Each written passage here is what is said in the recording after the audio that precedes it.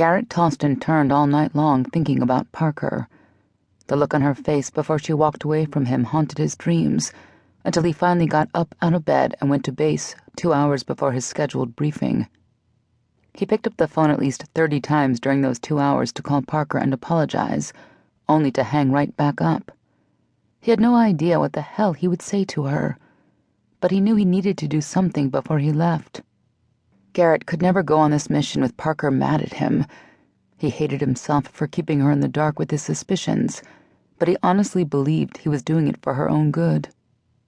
Garrett glanced at his watch and realized he only had a few minutes until his meeting with his commanding officer, his team, and whatever Navy photographer they were able to find last minute.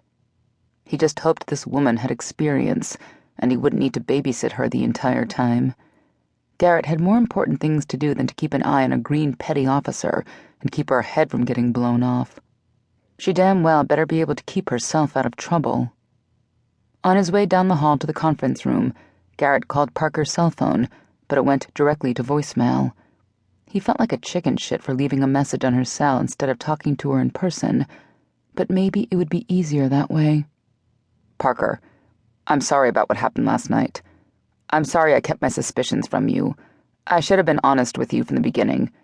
You and I both know how much of a dick I am, so do I really need to apologize for all the other things I said? You know I didn't mean them to come out the way they did.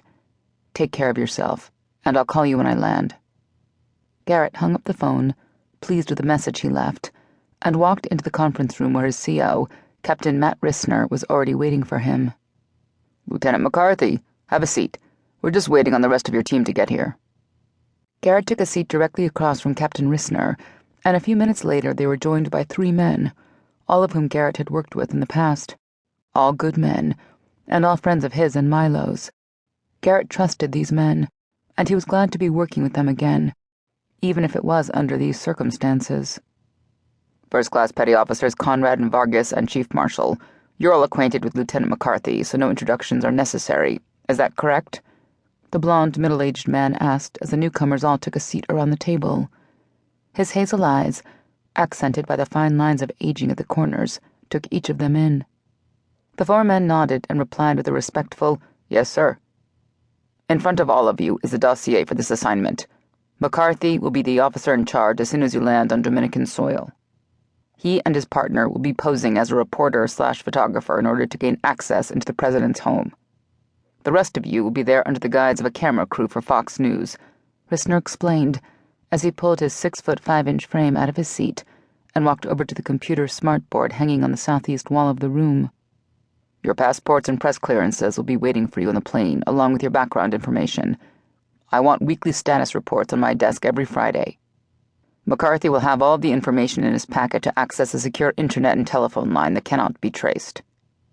Rissner pulled a remote out of the pocket of his freshly creased khaki service pants, aimed it at the smartboard, and within seconds, they were all looking at a map of the Dominican.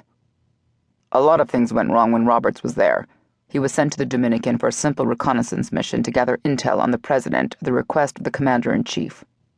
All of the information he gathered has disappeared, and no one in the Dominican will cooperate with us. Roberts was a last-minute replacement a few weeks into the mission, when one of the men over there was injured and sent back home. He should have met with the team already in place in the Dominican as soon as he touched down. He never made contact with them, and we need to find out why. We need to clean up this mess and get answers before this gets out to too many people. We don't need any more negative press in the military right now. Garrett took the pause in Captain Rissner's speech to ask the question that had been on his mind since the phone call last night. Sir, if I may interrupt, who will the female be working with us in Hanson's place? Garrett heard the door open and close behind him, but kept his attention on his CO, awaiting his response. Actually, McCarthy, she just walked in. I believe you are all acquainted with Annabelle Parker, are you not? Parker had to swallow several times as she stood by the door behind the 4 men in an effort to keep from throwing up. The cat was out of the bag now, and she couldn't take back her decision. As soon as Captain Rissner, Milo's old commanding officer, said her name, all of their heads whipped around to look at her. She avoided the cold stare of Garrett's eyes, and instead concentrated